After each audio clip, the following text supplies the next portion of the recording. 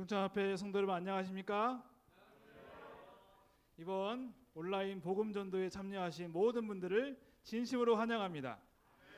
이번 우리 코로나 때문에 온라인으로 진행되고 특별히 방역수칙을 잘 지키고 진행됨을 알려드립니다. 우리 첫 번째 시간입니다. 우리 다 함께 주제가 찬양인 좋으신 하나님을 우리 함께 찬양하겠습니다. 정말로 참 좋으신 우리 하나님, 좋으신 하나님을 생각하면서 주제가 찬양 부르겠습니다. 좋으신 하나님, 좋으신 하나님, 참 좋으신 나의 하나님. 예언의 빛으로 예언의 빛으로 소망을 주시는 참 좋으신 나의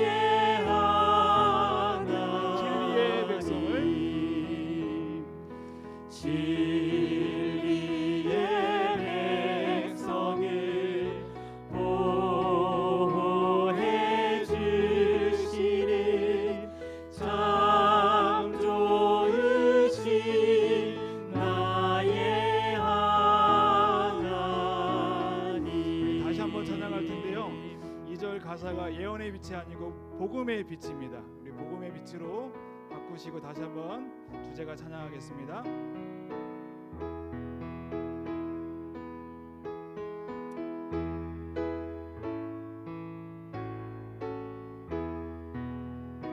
좋으신 하나님, 좋으신 하나님, 좋으신 하나님, 참 좋으신 나의 하나님.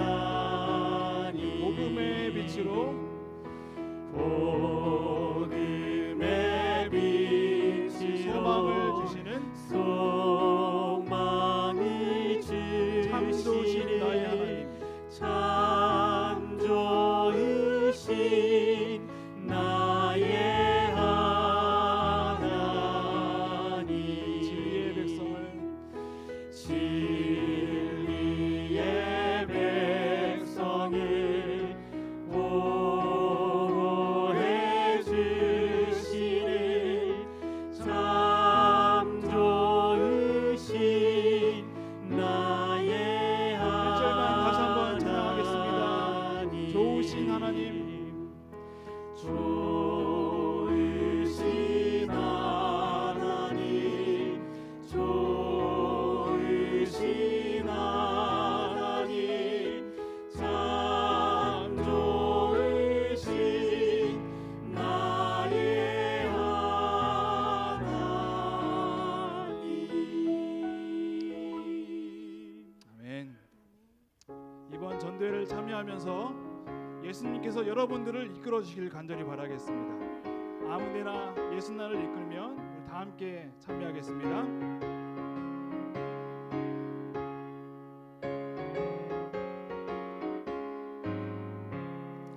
아무데나 예수 나를 이끌면 아무데나 예수 따라가려네. 예수같이 아니가면 나겁고 항상 주와 함께 가면 겁없네.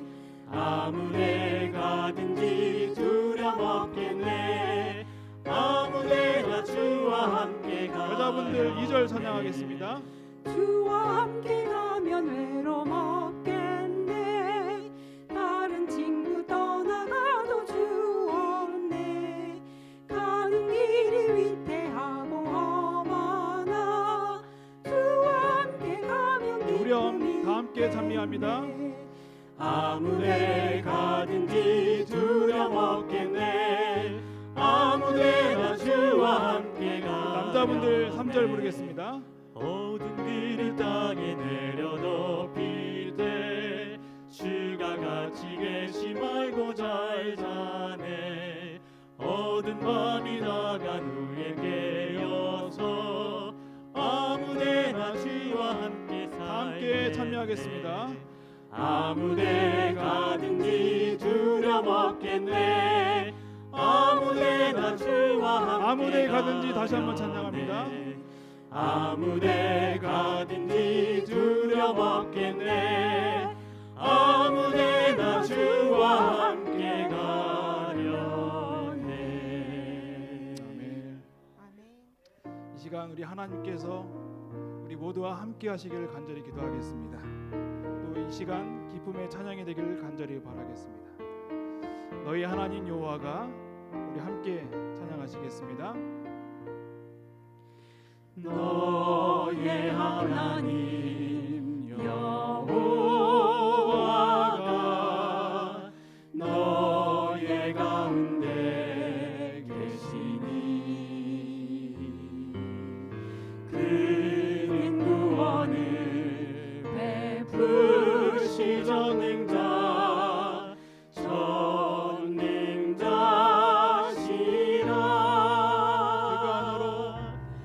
그가 너로 인하여 기쁨을 이기지 못하시며 너를 잠잠히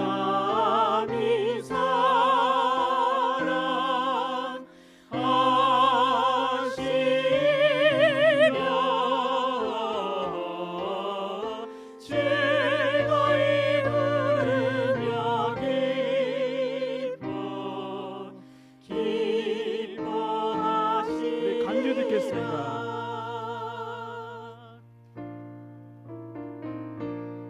다시 한번 찬양할 텐데요. 우리 하나님께서 우리 가운데 계시고 우리의 모든 것을 베푸시는 그 하나님을 생각하면서 다시 한번 찬양합니다.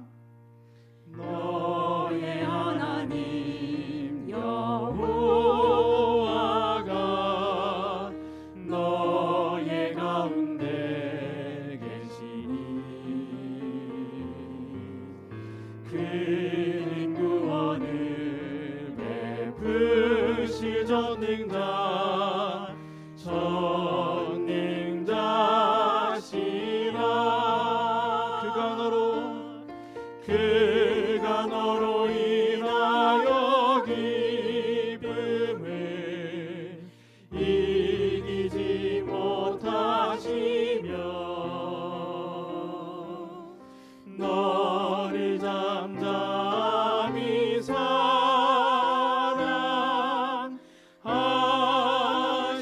사랑하시며 즐거이 부르며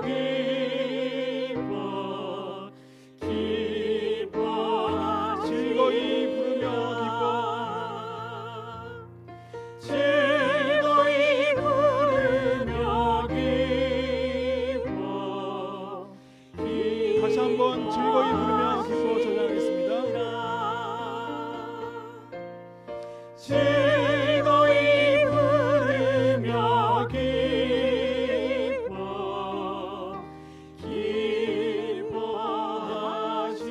기뻐하시리라.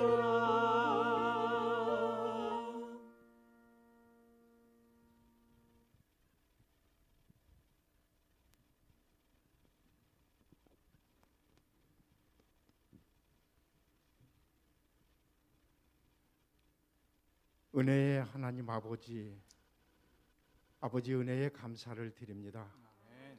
어렵고 힘든 시간이지만은 우리 하나님께서 특별한 기간을 설정하여 주시고 저희들에게 귀한 말씀으로 은혜 받을 수 있는 중청합회 온라인 전도회를 개최할 수 있도록 인도하여 주셨사오니 진심으로 감사를 드립니다. 이 기간 동안 우리 아버지 중청합회에 속해 있는 사랑하는 모든 재림 성도의 마음속에 참으로 놀라운 하나님의 말씀으로 용기받게 하여 주시고 저희들에게 힘을 얻게 인도하여 주시옵소서. 또한 주님을 믿는 백성뿐만 아니라 주님을 알기 원하는 사랑하는 모든 성도들에게 이 기간 동안 하나님의 놀라운 기별이 전파되므로 그들이 하나님 마음속에 뿌리를 깊이 박으며 하나님 앞에 귀히 설 수 있는 아름답고 귀한 시간이 될 수 있도록 축복하여 주시옵소서. 주님께서 귀히 쓰시는 귀한 종을 단위에 세우셨사오니 하나님 능력 입혀 주셔서 이 기간 동안 참으로 하늘에서 전해주는 귀한 말씀이 강사님의 입술을 통하여 전파될 때에 우리 충청 앞에 속하여 있는 모든 재림 성도의 마음속에 큰 역사가 일어나는 아름답고 귀한 기간이 될 수 있도록 인도하여 주시옵소서. 예수 그리스도의 이름으로 간절히 기도하옵나이다.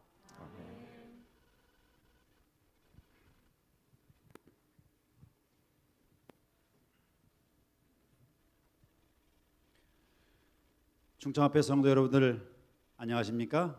오늘부터 오는 금요일까지 또 길게는 안식일까지 충청 앞에의 미디어 전도회를 시작하게 되었습니다. 여러 어려운 상황 속에서 하나님께서 특별한 방법으로 우리에게 말씀에 다가갈 수 있는 기회를 주신 것 진심으로 감사합니다. 특별히 이번 말씀의 기간 동안 우리에게 귀한 말씀을 전해 주실 강사님을 바로 올라오시겠지만 소개합니다. 현재 동중원 앞에 춘천에 있는 은하수교회에서 심무하시는 윤호영 목사님께서 오늘 이 시간 이후로 우리 충청 앞에 성도들에게 또 새롭게 교회의 발걸음을 디딘 새로운 가족들에게 하나님의 귀한 복음의 말씀을 나누어 주실 것입니다. 그 말씀에 감동을 받고 우리 모두가 하늘까지 함께 동행하는 아름다운 귀한 시간 되기를 간절히 바랍니다.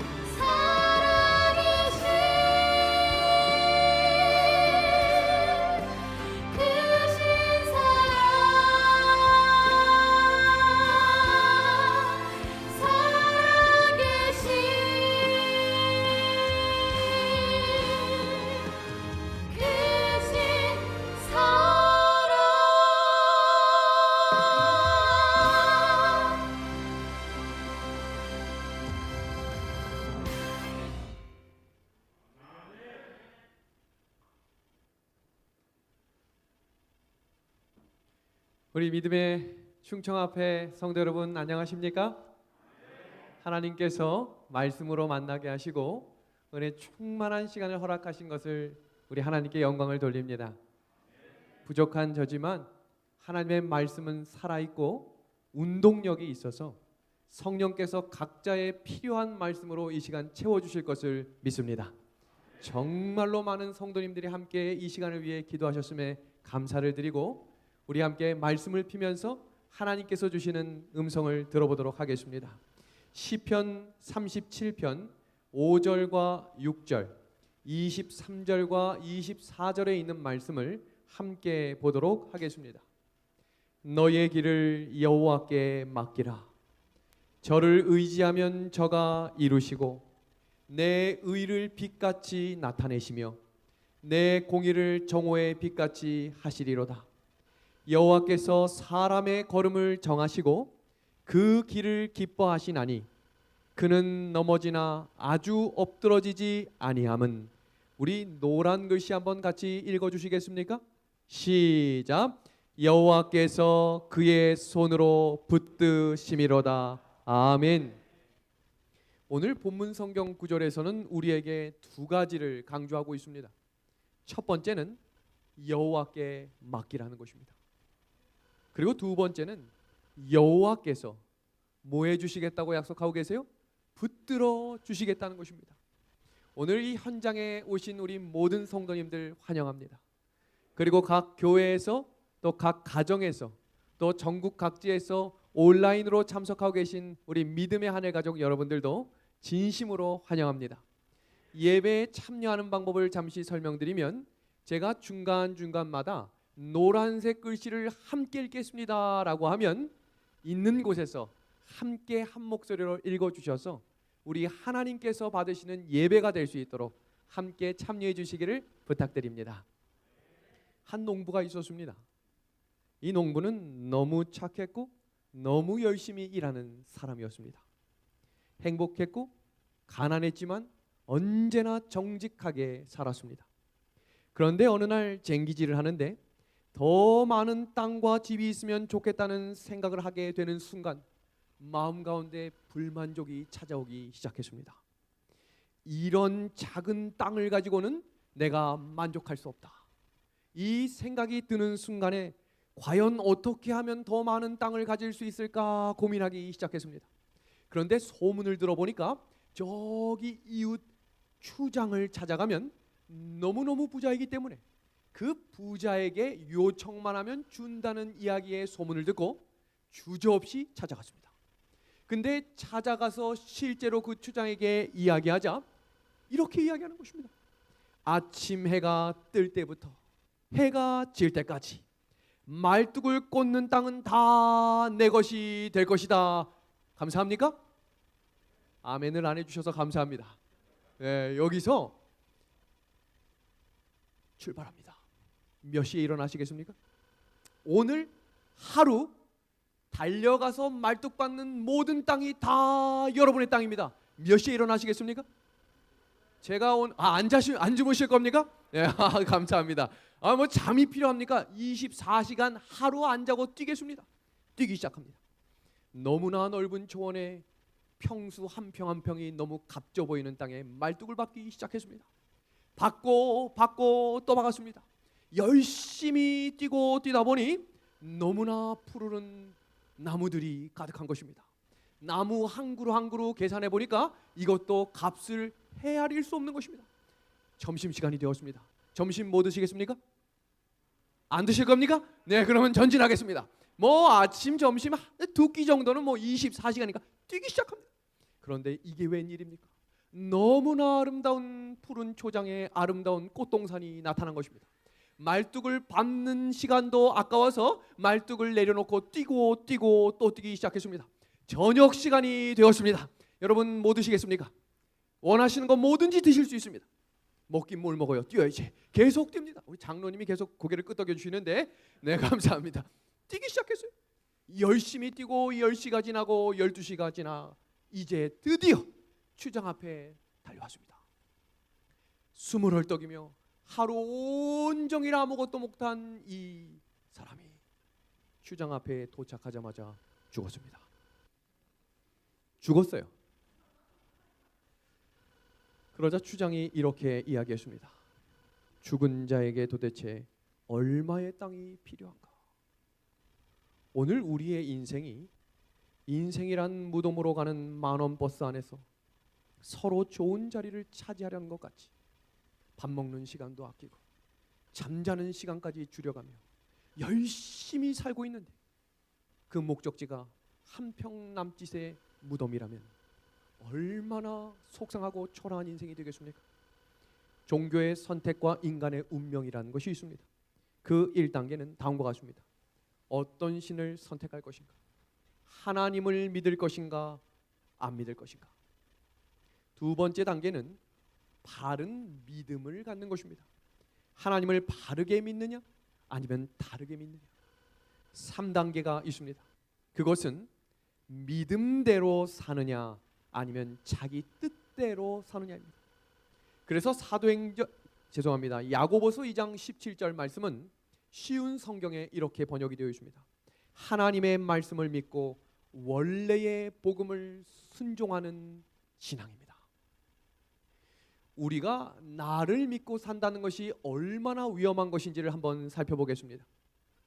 한 신문 기사에 다음과 같은 기사문이 나왔습니다. 살아봤더니 사람은 안 변해. 여기 앉아 계신 분들 중에 30살 이상 되신 분들 혹시 올해에 IQ 검사하신 분 있습니까? 대답 안 하시기로 결심하셨습니까? IQ 검사하신 분 계십니까? 없으실 겁니다. 그러면 2년 내에 건강검진 안 받으신 분이 있습니까? 라고 하면 없을 것입니다. 그 이유는 사람의 건강은 변합니다. 그런데 IQ는 변하지 않기 때문에 사람들은 IQ 검사를 하지 않는 것입니다. 두 번째입니다. 두 번째는 바로 성격입니다. 초등학교 동창회를 40년 만에 가도 40년 전에 까불던 그 친구 아직도 까붑니까? 50년 전에 만났던 중학교 친구 여전히 그 모습 그대로 주름살만 늘고 허리만 휘었지 똑같습니까? 똑같습니다. 사람은 변하지 않는 것이 있는데 그것은 바로 성격과 능력이 합쳐져서 만들어진 단어가 바로 기질이라는 단어입니다. 지금 여기 그림을 한번 같이 봐주시기 바랍니다. 우리 온라인에 참석하시는 분들도 같이 한번 이 그림을 보겠습니다. 여기 원통 나무가 있고 여기 플라스틱 원통이 있습니다. 그리고 이쪽에는 나무이긴 한데 사각 박스의 나무입니다. 그럼 한번 우리 손을 들어 보겠습니다. 우리 방송으로 보시고 계신 분들도 있는 자리에서 한번 참여해 보시길 바랍니다. 첫 번째, 여기 나무 원통과 플라스틱 원통이 더 관련성이 있어 보인다. 한번 손 들어 보겠습니다. 예, 감사합니다. 네, 두 번째, 아이고 그래도 그렇지 A와 C, 나무와 나무가 같은 것이 아닐까 하시는 분 한번 손 들어 주시겠습니까? 감사합니다. 이게 무엇과 연관이 있는가? 바로 이 그림입니다. 여기 원숭이와 판다가 있고 여기 원숭이와 바나나가 있습니다. 자, 그러면 아까와 동일하게 한번 손 들어 보겠습니다. 원숭이와 판다가 더 관련이 깊다 생각하는 분 한번 손 들어 주시겠습니까? 네, 한 분, 두 분, 네, 감사합니다. 세 분. 아니다. 원숭이하고 바나나가 훨씬 더 관련이 깊다. 손 들어 주시겠습니까? 감사합니다. 이 내용은 대한민국 국민만 두 번째를 합니다. 모든 외국인들은 원숭이, 판다 동물입니까? 연관성 있습니까? 원숭이하고 바나나는 우리가 어렸을 때부터 원숭이는 바나나를 좋아해라고 하지만 어디에도 그 연관성은 없어요. 이게 무슨 이야기냐? 사람이 자기소개를 할 때 저희 아버지는 누구고 저는 어디 학교 출신에 어디를 나온 후에 어느 지역에 살고 있는 누구누구입니다. 그런데 외국 사람들은 자기소개를 할 때 이름 먼저 이야기해요. 이게 뭐냐면 한국 사람은 기질적으로 지역과 학력과 관련 동네를 연관짓는다는 것을 의미합니다. 자, 여기서 또 하나의 내용을 한번 보겠습니다. 우리 꽃사슴을 우리 5번 한번 외쳐주시겠습니까? 시작! 꽃사슴, 꽃사슴, 꽃사슴, 꽃사슴, 꽃사슴. 산타클로스 할아버지가 타고 다니는 것은 무엇입니까? 너무 어려운 질문입니까? 한 번 더 질문해 보겠습니다. 닌자 거북이를 우리 5번 해보겠습니다. 시작. 닌자 거북이, 닌자 거북이, 닌자 거북이, 닌자 거북이, 닌자 거북이. 세종대왕이 만든 배가 무슨 배입니까? 세종대왕은 배를 만든 적이 없어요. 와, 이거 대단한 거 아닙니까? 이게 왜 재미있는 사실이냐면 우리 방송으로 보신 분들도 다 아마 이렇게 하셨을 겁니다. 사람은 모두가 방금 전에 경험한 것이 사실이라고 인정합니다. 그래서 경험을 믿고 사는 사람이 사람이기 때문에 모든 인생의 중심이 사람인 것입니다. 그런데 사람이 틀릴 때가 있습니까? 지나고 나면 후회할 일이 있습니까? 오늘 성경은 그래서 변하지 않고 참된 진리 대신 한 분을 소개하는데 그 첫 번째는 바로 히브리서 13장 8절에 하나님은 영원하다라고 가르쳐주고 있습니다. 두 번째는 마태복음 24장 35절에 하나님의 말씀은 영원하다라고 우리한테 가르쳐 주십니다. 그리고 세 번째는 요한일서 2장 17절에 말씀에 순종하는 사람은 영원하다라고 이야기하고 있는 것입니다. 아멘입니까? 우리가 이 하나님을 알고 하나님의 말씀을 들을 수 있는 귀를 주신 하나님께 감사를 드립니다. 요한복음 5장 25절의 말씀입니다. 진실로 진실로 너희에게 이르노니 죽은 자들이 하나님의 음성을 들을 때가 오나니 곧 이때라. 우리 이 말씀 한번 같이 읽겠습니다. 노란 글씨 시작. 듣는 자는 살아나리라. 아멘. 지금 여기서 듣는 자는 살아나겠다라고 하는 사람이 누구인가? 죽은 사람입니다. 죽은 사람이 살아나겠다는 것입니다. 그러면 누가 살아날까? 여기서 이야기하는 살아난 사람은 살아있을 때 하나님의 말씀을 들음으로 순종했던 자들이 예수 그리스도께서 재림하실 때에 다시 살아나겠다고 하는 약속의 말씀입니다. 살아있을 때 하나님의 말씀을 듣게 하신 하나님께 감사를 드립니다. 그래서 듣는 자는 살아나겠다라고 하는 이 말씀과 연결된 말씀이 계시록 2장 7절의 말씀입니다. 귀 있는 자는 성령이 교회들에게 하시는 말씀을 들을지어다. 이기는 그에게는 내가 하나님의 낙원에 있는 무엇을 주시겠다고요? 생명나무의 열매를 주시겠다. 믿음의 하늘 가족 여러분, 설교는 믿음의 귀가 없어도 들을 수 있습니다. 그리고 믿음이 없어도 타이밍 맞춰서 아멘은 누구보다 잘할 수 있습니다. 그러나 중요한 사실은 성령이 하시는 말씀은 귀 있는 자만, 믿음의 귀가 있는 자만 들을 수 있는 것입니다. 그래서 이 한 주간의 말씀 속에 성령이 각자 개인에게 들려주시는 음성을 들으셔서 우리 듣는 자는 살아나는 재림 성도의 삶을 살아가게 되기를 우리 예수님의 이름으로 간절히 소망합니다. 서기 539년 10월 13일 밤, 매우 성대하고 화려한 잔치가 바벨론에서 벌어졌습니다. 여기서 충격적인 사실 하나는 원래 바벨론의 고대 임금들은 잔치를 벌여도 소수의 사람들과만 잔치를 벌였습니다. 왜냐하면 그 당시 왕은 독살로 죽었기 때문에 잔치를 함부로 열지 않았습니다. 아들이 결혼을 가거나 딸이 시집을 가거나 대승을 거둬 함께 잔치를 나누어야 될 때는 잔치를 벌였습니다. 그럼 이때는 과연 언제였는가? 2년 동안 메데 페르시아가 성을 겹겹이 싸고 있었던 매우 위급했던 상황이었습니다. 그때 무슨 일이 벌어지는가 보겠습니다. 다니엘 5장 1절입니다.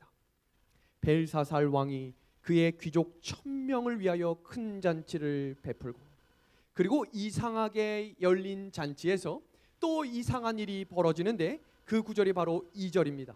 예루살렘 성전에서 탈취하여 온 금, 은 그릇을 가져오라고 명하였으니 이는 왕과 귀족들이 왕후들과 후궁들이 다 그것으로 마시려 함이로다. 지금 이 장면이 일어났던 때는 느부갓네살이 진정으로 회개한 다니엘서 4장에 나오는 이 장면 35년 이후에 일어난 일입니다. 이 말은 무슨 뜻인가? 바벨론의 그 당시 왕이었던 벨사살은 느부갓네살에게 함께 하셨던 하나님을 알고 있었다는 거예요. 그리고 그 하나님께서 어떻게 이끌어 주시고 책임져 주시는 분을 알았다는 것입니다. 근데 이 사람이 술에 취하자 정신이 나갔습니다. 하지 말아야 될 잔치뿐만 아니라 해서는 안 될 망령된 일까지 저지르기 시작합니다. 그러자 무슨 일이 벌어지는가? 다니엘 5장 4절에 이어지는 말씀입니다. 돌로 만든 신들을 찬양하니라. 이 말은 순전히 평이하게 쓴 기록이지만 숨겨진 장면의 영감의 글의 내용을 보면 음란한 행위와 우상 숭배와 하지 말아야 될 망령된 일들로 하나님의 이름을 업신여겼다라고 되어 있습니다. 그때 그 은혜의 시기가 끝나가는 그 시간에 어떤 일이 벌어졌는가요? 다니엘 5장 5절에서 6절이죠. 그 글자 쓰는 손가락을 본지라. 많은 성도님들이 메데메네데겔 우바르신이라는 단어를 다 머릿속에 암송합니다. 그런데 우리가 정확히 봐야 할 한 가지 사실은 영감의 글에 왜 그 사람들이 다리와 다리 사이가 부딪힐 정도로 모든 잔치가 멈춰섰는가 생각해 보겠습니다. 왕이 죽었습니까? 아니지요. 지금 그 잔치에 특공대가 쳐들어왔습니까? 아니지요. 그 잔치가 멈출 이유가 아무것도 없는데 그 잔치가 멈춰선 것입니다. 누가 개입하신 겁니까? 하나님이 이 잔치에 개입하신 것입니다. 그리고 하나님이 그 벽에 쓰신 내용들이 영감의 글에 이렇게 기록되어 있습니다. 주연이 절정에 달하였을 때에 한 핏기 없는 손이 나타나 왕궁 벽에 불처럼 빛나는 글자로 그 신비스러운 글자들을 천천히 써내려가는 손을 바라보았다. 주목해서 보십시오. 노란 글씨입니다. 그들의 앞에는 저희의 악한 생의 행위가 파노라마처럼 지나갔고 그들은 저희가 바로 그의 권능을 모독한 영원하신 하나님의 심판대 앞에서 신문을 받는 것처럼 보였다. 깜짝 놀랄 만한 이야기 아닙니까? 아무도 모르게 지었던 죄목들이 하나님의 손가락이 쓰기 시작한 것입니다. 잔치가 멈췄습니다. 그리고 이제는 심판이 끝났음을 선언하시는 장면이 기록되어 있습니다. 이 잔치는 메데 페르시아가 쳐들어왔기 때문에 끝난 잔치가 아니라 하나님이 역사에 개입하셨기 때문에 끝난 잔치입니다. 우리의 인생도 이와 같을 것입니다. 아무도 모르는 죄를 가지고 혼자 여전히 살아가고 계십니까? 하나님께서 이 시간 회개하라고 말씀하십니다. 하나님께서 긍휼함을 베풀어 주시겠다고 약속하십니다. 마태복음 24장의 말씀입니다. 홍수 전에 노아가 방주에 들어가던 날까지 사람들이 먹고 마시고 장가들고 시집가고 있으면서 홍수가 나서 저희를 다 멸하기까지 깨닫지 못하였으니 인자의 임함도 이와 같으리라. 이 말씀은 저와 이곳에 참여하고 방송을 통해 듣고 있는 모든 성도들에게 하나님께서 하나님의 말씀에 귀 기울이고 양심에 호소하시는 성령의 음성을 들으라는 귀한 은혜의 시간임을 기억하셔야 합니다. 마태복음 14장에 침례 요한이 손을 뻗어 책망하는 한 왕이 등장합니다. 그 왕은 바로 헤롯입니다. 왜 헤롯에게 이렇게 손을 뻗어서 지적하는 이야기를 했을까? 그 이유는 동생의 부인 헤로디아를 자신의 아내로 취한 것으로 지금 침례 요한이 정신 차리십시오 라고 이야기하고 있는 것입니다. 그러니 이 이야기를 들은 사람들 중에 누가 제일 기분이 나빴을까요? 헤롯과 헤로디아입니다. 그 말씀이 마태복음 14장 3절과 4절에 당신이 그 여자를 취한 것이 옳지 않다라고 하는 올바른 마음이 들리자 성령이 마음을 찔렀겠죠? 그때 헤롯이 죽이고 싶었을까요? 죽이고 싶었다고 되어 있어요. 그런데 왜 못 죽였는지 보겠습니다. 이어지는 구절입니다. 헤롯이 요한을 죽이려 하되 민중이 저를 선지자로 여김으로 뭐 하지 못했다고요? 민중이 두려워 죽이지 못했습니다.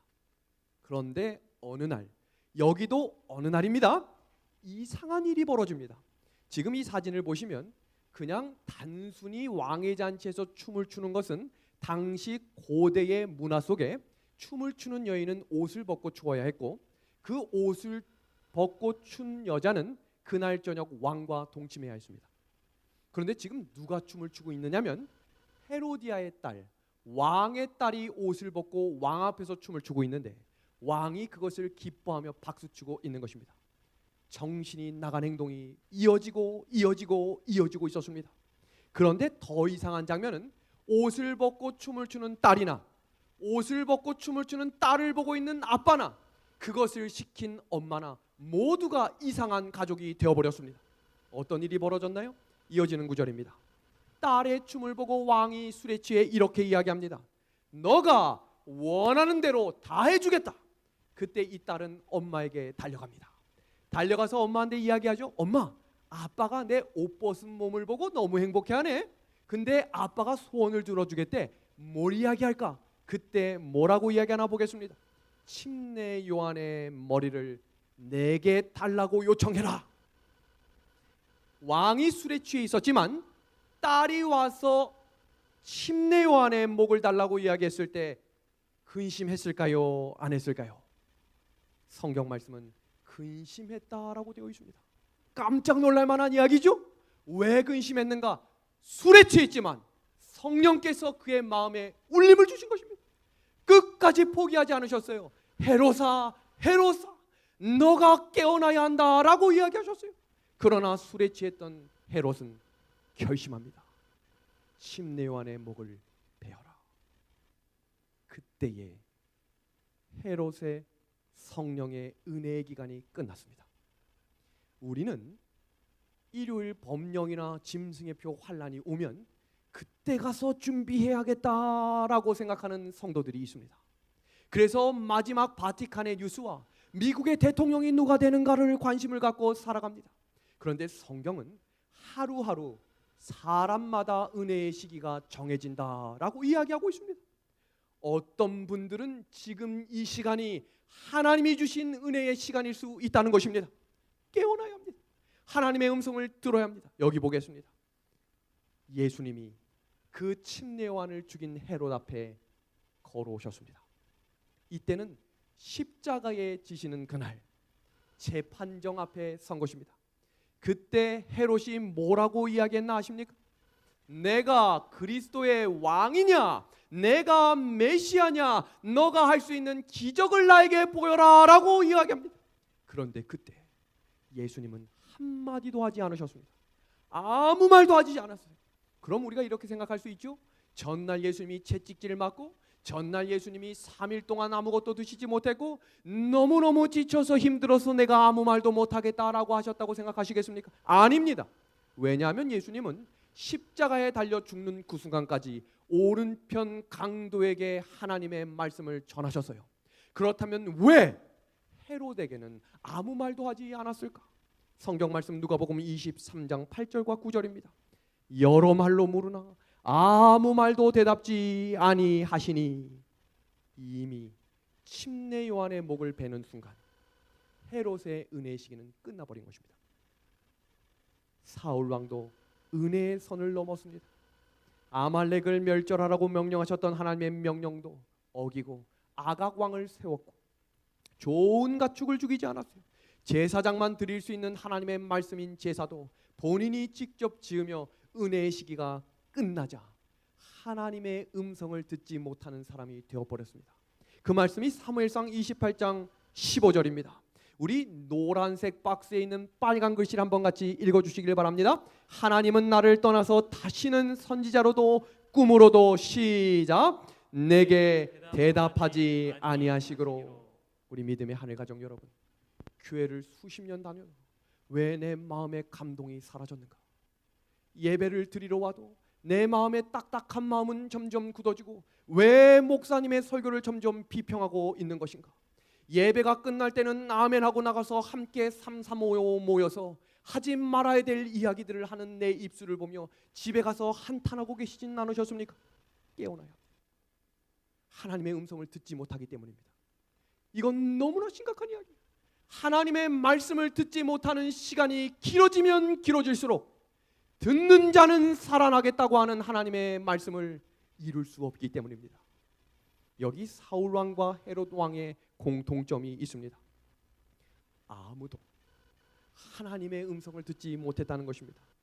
계속되는 성령의 호소를 외면하다가는 이제는 도무지 개선의 여지가 없는 굳은 마음의 상태가 되어버렸기 때문입니다.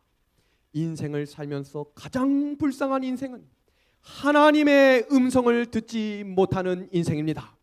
하나님의 말씀을 듣고 지금 아멘으로 화답하게 하신 우리 하나님께 영광을 돌립니다. 하나님이 우리에게 아직도 은혜를 주시고 계신 것입니다. 아멘 할 수 있는 입술이 사라진 사람들은 영적인 문둥병에 걸린 것입니다. 영적인 문둥병에 걸리면 가장 먼저 사라지는 것이 목소리입니다. 쉰소리예요. 그래서 아무리 목소리를 내려고 해도 찬미가 나오지 않는 것입니다. 아무리 은혜 받으려고 해도 아멘이 되지 않는 거예요. 왜요? 하나님의 음성이 들리지 않기 때문입니다. 여기 그 사람이 있습니다. 자신의 운명이 끝난지도 모르는 한 사람, 바로 벨사살 왕이었어요. 자신의 운명이 끝난지도 모르고 하나님의 성소에서 가져온 거룩한 기명을 가지고 주색과 우상 숭배에 빠졌을 때 이미 하나님의 사람 고레스가 바벨론을 향해 오고 있었습니다. 그렇다면 왜 1000명과 왜 2년 동안 그렇게 가득 차고 있었던 메데 페르시아 군대가 있었음에도 불구하고 무엇을 믿고 벨사살이 그렇게 잔치를 벌였는가? 바로 이 장면입니다. 지금 보시는 이 사진은 그 당시 고대 바벨론의 성을 3D로 다시 재현한 것입니다. 성벽의 두께가 25m라는 것은 쌍두마차가 양쪽으로 걸어갈 만큼 두께가 두꺼웠다는 것입니다. 근데 두께가 그 정도인데 높이가 무려 100m입니다. 어마어마한 높이라는 거죠. 세 번째는 땅 밑까지 기초를 11m를 팠다는 것입니다. 그리고 파고 벽돌로 기초를 했을 뿐만 아니라 내성벽 밖에는 유프라테스 강물이 끌어들여 해자까지 팠습니다. 이 정도만 해도 어마어마한데 유프라테스 강이 성을 관통해 18m마다 망대를 세웠습니다. 그리고 내성벽과 외성벽 사이에는 운하까지 팠습니다. 운하가 뭔지 아시죠? 큰 배가 왔다 갔다 할 만큼 엄청난 성이 외곽과 내곽으로 가득 메운 것입니다. 그리고 더 특별한 것은 약 20년 동안 필수품이 있었습니다. 그 당시 전쟁은 성을 칭칭칭칭 감싸서 굶어 죽였던 시대였어요. 여기는 물도 충만할 뿐만 아니라 식량이 몇 년치요? 20년치가 있었습니다. 그런데 그 성이 하루 만에 함락됩니다. 고레스가 등장합니다. 고레스와 군사들이 강물이 마른 그 문을 통해 들어갔습니다. 그리고 눈에 보이는 모든 사람들을 다 죽이라고 이야기했습니다. 사람들이 칼을 빼어 죽이기 시작합니다. 비명소리가 나기 시작합니다. 그 넓은 성벽 끝까지 달려가는 데는 단 몇 시간밖에 걸리지 않았습니다. 모든 사람이 칼에 피가 마르기도 전에 모든 사람을 죽이고 있을 때 모든 장군들과 군사들이 멈춰섰던 자리가 있었습니다. 흰 백발 머리를 했던 한 사람이 방 안에서 한 글을 읽고 있는데 아무도 그 방에 들어가지를 못하는 것입니다. 고레스 장군이 등장합니다. 너희들 지금 시간이 없다. 저 사람을 바로 죽이고 전진하라 라고 이야기하자 그때 그 흰 노인이 한 글을 읽습니다.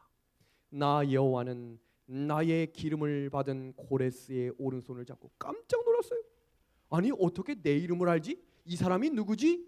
바로 다니엘이었습니다. 다니엘이 읽었던 말씀은 바로 이사야의 말씀입니다. 고레스가 더 깜짝 놀랄 만한 사실이 있는데 바로 이사야 44장에 나오는 이 말씀이었어요. 기품에 대하여는 이르기를 마르라. 내가 내 강물들을 마르게 하리라. 본인이 지금 이 성을 어떻게 점령했는지 200년 전에 하나님께서 기록하셨다는 사건을 듣게 된 것입니다. 고레스가 바벨론을 점령한 다음에 다니엘 선지자를 통하여 이사야 두루마리 성경책을 보고 놀라서 학자들로 연구하도록 하였는데 자신이 어떻게 바벨론 도성을 정복할 것인지 누가 아셨다고요? 하나님께서 이미 다 아셨다는 것입니다. 영감의 글은 하나님께서는 각자를 위한 특별한 장소를 가지고 계신다라고 우리한테 말씀하고 있습니다. 우리 노란 글씨 한번 같이 읽어주시겠습니까? 그분께서는 시작. 께서는 모든 사람에게 자기 일을 주신다. 모든 사람에게 무슨 일을 주신다고요? 자기 일입니다. 자기 일입니다. 나와 다른 사람을 비교하지 마십시오. 하나님은 각자에게 자신의 일을 주신다는 사실입니다. 여기 한 소녀가 있었습니다. 자신의 부모를 죽인 그 집에서 노예가 되었습니다. 그러면 그 마음이었다면 매일매일 잠들기 전에 칼을 갈고 내가 내 부모의 원수를 죽이겠다라는 마음을 품지 않겠습니까? 그런데 이 소년은 그 마음을 갖는 대신 성실하게 하나님의 증인으로 최선을 다했을 때 나만 장군에게 선지자에게 가서 몸을 보이라고 이야기한 한 소녀의 이야기를 듣고 나만 장군이 하나님의 구원을 경험하게 됐던 것입니다. 어린 소년 요셉이 형들의 손에 노예로 팔려갈 때 두고 보자, 내가 다시 돌아와 너희를 가만두지 않겠다라고 말하지 않고 하나님의 뜻이 있을 거라 믿고 최선을 다해 보디발의 집에서 봉사합니다. 성경 창세기 39장 23절은 우리에게 놀라운 은혜의 말씀을 전해줍니다. 우리 한번 같이 읽어보겠습니다. 제가 흰 글씨를 읽으면 노란 글씨 한번 같이 읽어주시기를 바랍니다. 이는 여호와께서 요셉과 함께 하심이라. 시작. 여호와께서 그를 범사에 형통하게 하셨더라. 아멘입니까? 아멘이죠. 이게 놀라운 사실은 이 형통이 우리가 생각하는 형통과 다르다는 것입니다. 요셉이 노예로 끌려갔는데도 형통하다고 했고, 총무가 됐을 때도 형통이라 했고, 감옥에 들어가서도 형통이라 했습니다. 생각해 보겠습니다. 노예로 끌려가 총무가 되는 시간까지 하루아침에 됐을까요? 7년이 넘는 시간이 걸렸습니다. 감옥에 들려가서 매를 맞고 몽둥이로 맞던 그 시간이 하루아침에 총무가 됐을까요? 아니에요. 그러나 그 일들이 진행될 때에 뭐라고 하셨냐면 너는 형통하고 있다라고 이야기했습니다. 그 말씀이 바로 다음과 같은 의미가 있습니다. 성경적 형통은 모든 문제가 한꺼번에 해결되는 것이 아니라 하나님이 주시는 힘과 능력으로 문제를 하나하나 극복해 가는 것입니다. 환난과 고통이 없는 인생이 아니라 하나님의 도우심을 힘입어 승리하는 삶임을 기억하셔야 합니다. 오늘 우리 가정의 문제가 한 번에 해결되기를 기대하지 마십시오. 우리 자녀의 문제가 한 번에 해결되기를 기대하지 마십시오. 나의 건강의 문제가 한 번에 해결되기를 기대하지 마십시오. 한 걸음 한 걸음 인도하시며 하나님이 책임져 주심을 믿고 걸어가는 인생이 형통한 인생입니다. 그래서 영감의 글은 이렇게 이야기합니다. 우리들은 하나님의 계획을 분별할 수 없지만 우리들은 그를 신뢰하고 뭐라고 되어 있습니까? 우리의 일로서 무엇을 보여주는 거예요? 믿음을 보여주어야 한다. 만약 요셉이 하나님의 계획보다 먼저 갔으면 어떨까요? 지금 보디발의 아내가 유혹했을 때 단순히 요셉 나에게로 좀 와라고만 했을 것 같으십니까? 지금 장군이 더 힘이 있습니까? 장군의 부인이 더 힘이 있습니까? 얼마 전 신문에 갑질 장군 부인에 대한 기사를 보신 적이 있을 겁니다. 왜 그렇을까요? 보디발뿐만 아니라 보디발의 아내도 그만한 강력한 힘을 가지고 있었다는 것입니다. 요셉에게 이렇게 이야기하지 않았을까요? 내가 너 이곳에 어떻게 온지 알고 있다. 나랑 하룻밤만 자자. 내가 군대를 주겠다. 다 가서 죽여라. 나랑 하룻밤만 자자. 너가 가질 수 있는 모든 명예와 모든 권력과 모든 돈을 다 주겠다. 이것이 사탄의 미혹입니다. 그러나 요셉은 하나님이 형통케 하심을 믿음으로 기다렸습니다. 만약 먼저 갔다면 아직 회개하지 않은 형들과 요셉은 더욱 갈등 속에 빠졌을 겁니다. 다가오는 대기근을 막을 방법이 없었을 것입니다. 요셉은 국무총리가 되는 일도 없었을 것입니다. 출애굽의 사건도 하나님의 역사하심도 없었을 것입니다. 믿음의 한 해 가족 여러분, 희망이 없는 일들을 만들고 있는 어려운 매듭을 조급하게 끊지 마십시오. 하나님께 그 얽힌 실오라기들을 풀어달라고 기도합시다. 우리 믿음의 말씀 같이 읽겠습니다. 노란 글씨 너희 시작. 너희 염려를 다 주께 맡기라. 너희 염려를 다 어떻게 하라고요? 다 주께 맡기라. 왜냐? 우리들은 항상 그분의 계획을 볼 수 없기 때문입니다. 그는 가장 적합한 때에 우리들에게 그들을 보여주실 것입니다. 2013년 5월 달에 제가 영월교회로 발령을 받았습니다. 지금으로부터 무려 7년 전이기 때문에 얼마나 젊을지를 한번 생각해 보시길 바랍니다. 지금도 제가 젊어 보입니까? 어디 가서 왜 이렇게 어려 보이냐는 말이 제일 듣기 힘든 말입니다. 내년이면 이제 부록에 가까우는데 아직도 어리다고 하시니 도대체 언제쯤 되면 어른이 되는 겁니까? 제가 초등학교 3학년, 초등학교 1학년 아이를 둔 아빠입니다. 그런데 어느 날 제가 발령을 받고 내려갔는데 58년 된 영월교회, 전통이 있죠? 그런데 그 교회는 일반적인 50명 이하의 안식일 출석률 27명 되는 교회였습니다. 그런데 한 목사가 이사로 온다고 하니까 전 교인이 나와서 목사를 환영해 주는 것입니다. 얼마나 기뻤는지 몰라요. 그런데 제가 추리닝을 입고 갔습니다. 저는 원래 목사가 이사를 갈 때 양복을 입어야 되는 것을 잘 몰랐습니다. 이사를 갈 때 왜 양복을 입고 가야 되는지 잘 몰랐어요. 그런데 추리닝을 갖고 딱 내렸는데 거기에 계신 집사님이 저에게 묻는 것입니다. 목사님 언제 오십니까? 그래서 제가 이야기했습니다. 제가 목사입니다. 그런데 사람은 감정동물이기 때문에 급 실망하는 모습이 눈에 비춰지는 것입니다. 알고 보니까 건축을 10년 동안 준비했기 때문에 그 건축을 할 수 있는 베테랑 목사를 보내달라고 부탁했는데 새파랗게 젊은 인준 목사가 내려온 것입니다.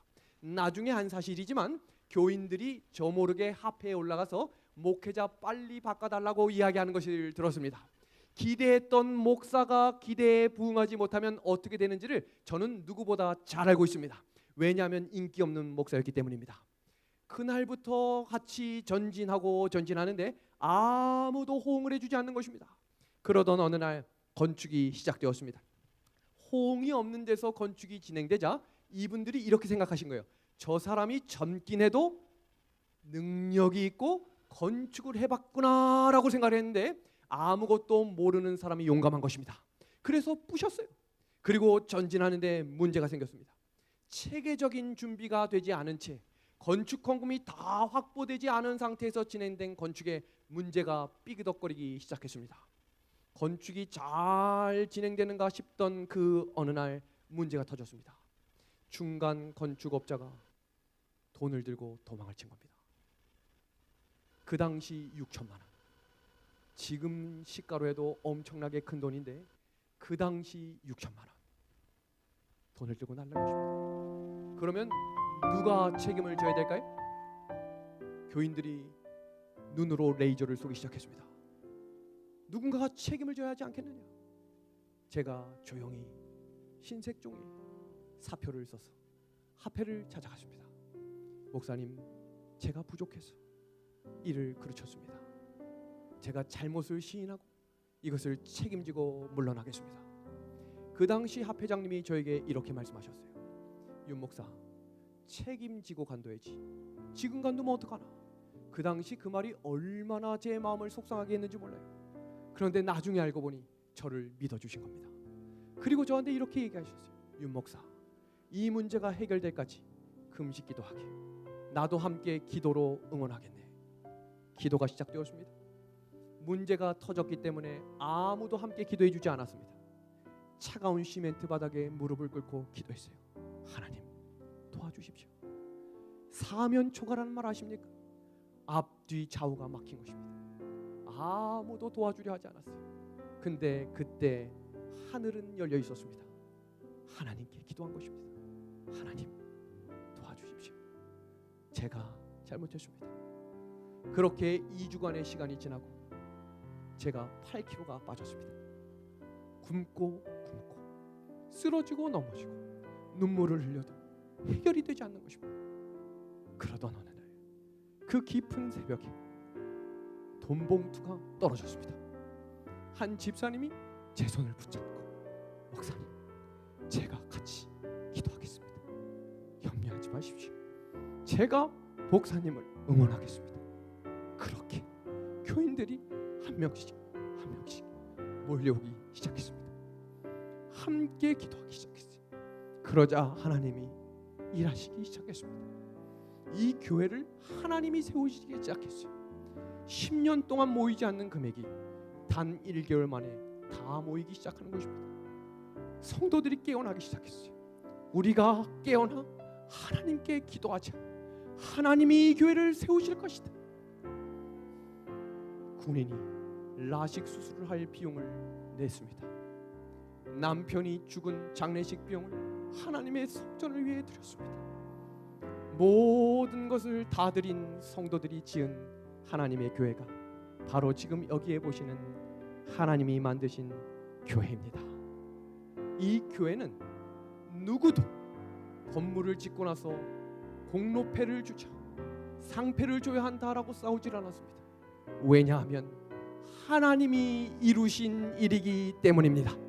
사람이 하려고 하면 그 문제가 무너지지만 하나님께서 하실 수 있도록 길을 열고 기도하면 교회의 주인 되시는 하나님이 우리의 인생을 책임져 주실 것입니다. 우리를 위하여 세우신 하나님의 계획들을 성공시키기 위하여 자주 우리들이 세운 계획들을 실패하게 하신다. 우리들에게 기도도 응답되지 않고 희망도 없게 보였던 것들이 우리에게 가장 큰 축복이 되었다는 것을 알게 될 것이다.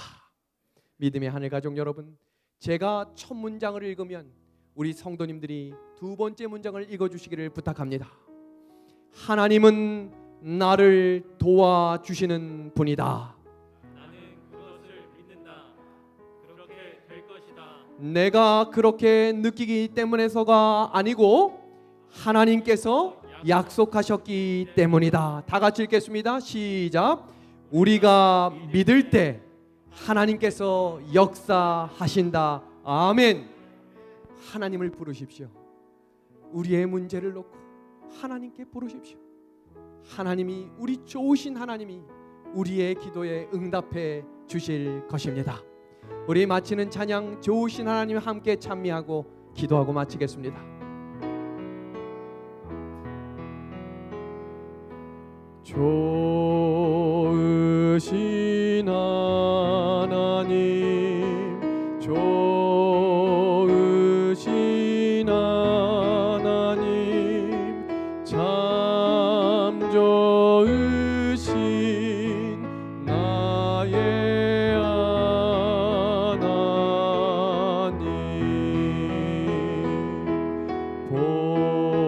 복음의 빛으로 소망을 주시는 참 좋으신 나의 하나님,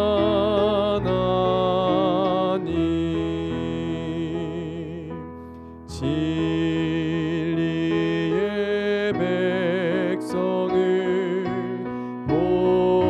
보호해 주시는 참 좋으신 나의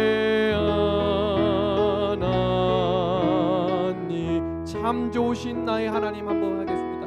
참 좋으신 나의 하나님. 아버지 하나님, 우리에게 말씀을 듣게 하여 주시니 감사합니다.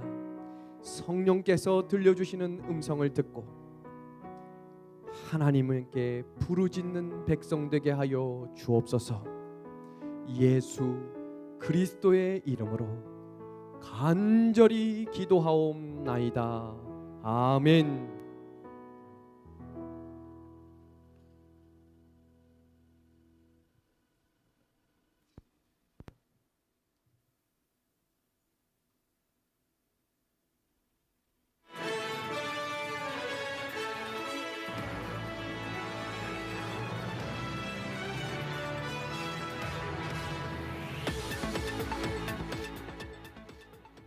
온라인으로 전도에 참여하시는 충청 성도 여러분 안녕하십니까? 지금은 여러분들과 함께 소통하는 이벤트 시간입니다. 이번 전도의 기간 동안 이벤트 순서를 맡게 된 조은영, 성시현 목사입니다.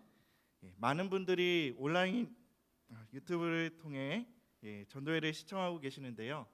이벤트에도 많이 참여하셔서 전도의 기간 동안 은혜도 많이 받으시고 선물도 많이 받으셨으면 좋겠습니다. 목사님, 이번 전도의 기간 동안에 어떤 이벤트들이 준비가 되어 있나요? 네, 이벤트는 두 가지가 있는데요. 첫 번째는 전도에 참여하시는 사진을 찍어 보내시는 이벤트인데요. 온라인 전도에 참여하시는 모습을 사진으로 찍어 보내주시면 됩니다. 특별히 전도에 처음 참여하시는 분과 함께 사진을 찍어 보내주시면 더 푸짐한 상품을 드리도록 하겠습니다. 이벤트가 매우 간단하네요. 예, 특별히 전도에 처음 참여하시는 분들 함께 사진으로 참여하시면 더 큰 선물이 준비되어 있습니다. 세상에서 제일 맛있는 식품을 제조하는 삼육식품에서 나오는 제품들로 선물을 드리도록 하겠습니다. 여러분 그러면 두 번째 이벤트는 무엇인가요? 두 번째는 질문에 답을 해주시는 이벤트인데요. 전도의 말씀 내용으로 매일 한 가지 질문을 드리도록 하겠습니다. 그 질문에 답을 해 보내주시면 저희가 뽑힌 분들에게 상품을 드립니다. 예, 목사님 이벤트 설명 감사합니다. 그러면 그 사진들과 답을 어디다 보내면 되나요? 네, 이벤트는 010-2788-8548 번호로 문자나 카톡을 보내주시거나 카카오 채널로 보내주시면 되겠습니다. 밑에 나가고 있죠? 예, 감사합니다, 목사님. 아마 밑에 자막으로 나가고 있을 건데요. 다시 한번 알려드리겠습니다. 010-2788-8548 그리고 카카오 채널에서는 충청 앞에 온라인 전도회를 검색하시면 되겠습니다. 목사님 오늘 말씀의 질문이 무엇인가요? 네, 오늘의 질문은 하나님을 통해 해결하고 싶은 문제는 무엇입니까? 입니다. 다음 질문에 답을 하셔서 지금 바로 보내주시면 되겠습니다. 저희가 소중한 답을 기다리고 있겠습니다. 네, 목사님 오늘 저희가 말씀을 들으면서 하나님께서 우리를 위해 좋은 길을 준비해 주셨다는 것을 알게 됩니다.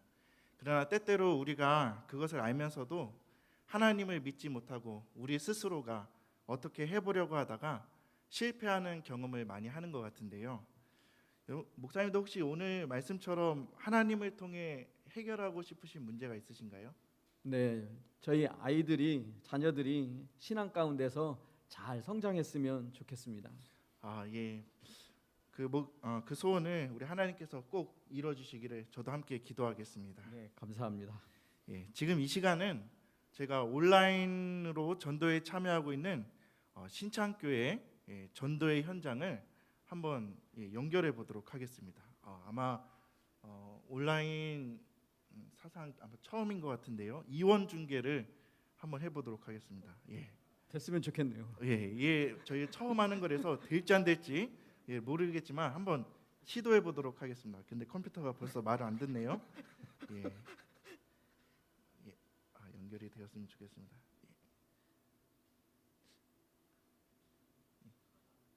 신호가 안 가나요? 잠시만. 이런 일이 안 일어나기를 바랬는데. 아까 저희가 연습할 때는 잘 됐는데, 오늘은 안 되는 것 같습니다. 저희가 내일은 준비를 더 잘해서 연결을 꼭 해 보도록 하겠습니다. 자, 그러면 목사님, 우리가 이 시간에는요 함께 저희가 질문에 대한 답을 벌써 이렇게 많은 분들이 보내주고 계십니다. 한 교회에서 좀 집중적으로 막 오고 있긴 하는데요. 우리 함께 이 시간 한번 그 답을 소개해 주는 시간 한번 갖도록 하겠습니다. 우리 목사님께서 처음 사연 한번 읽어 주실까요? 첫 번째 소식은 청주 서북교회 이판수 성도님께서 보내주셨습니다. 이번 기회에 참 하나님을 만나게 해주세요라고 써주셨네요. 우리 이판수 성도님은 특별히 구도자이신 것 같은데요. 이번 전도회를 통해서 참 하나님을 만나게 해달라고 저에게 사연을 보내주셨습니다.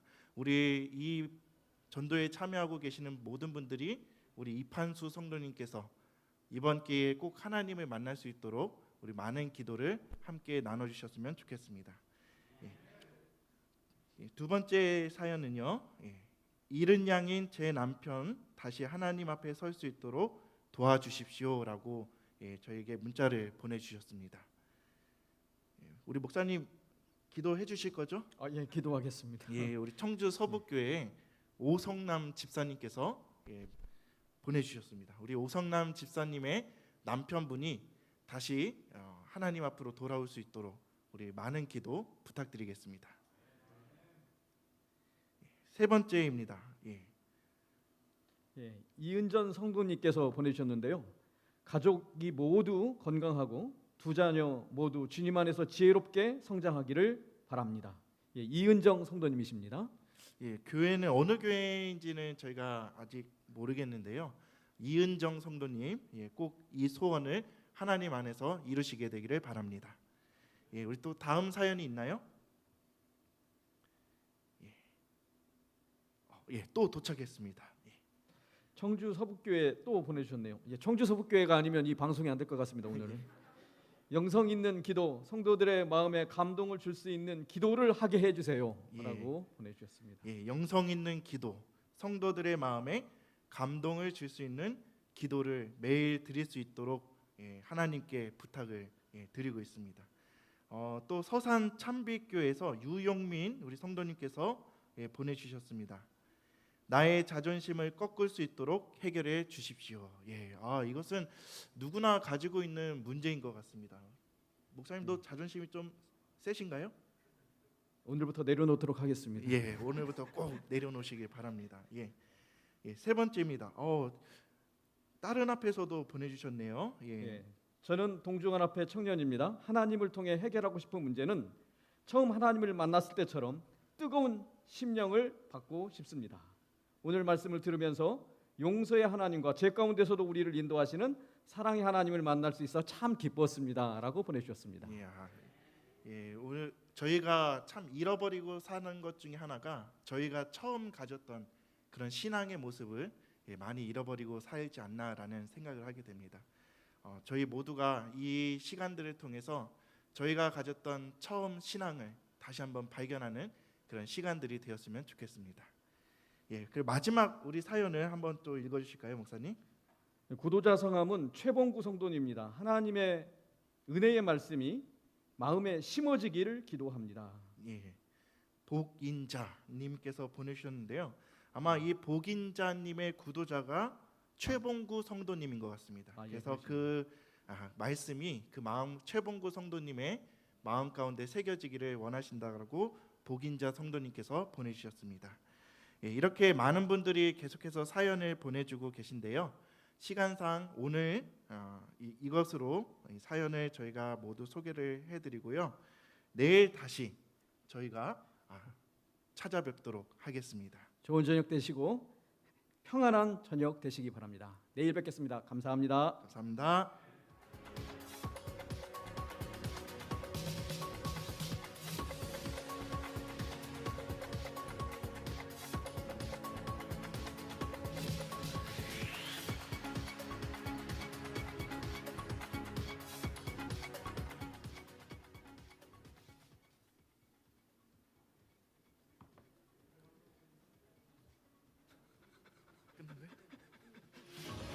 이제 끝났습니다. 조심해서 돌아가십시오.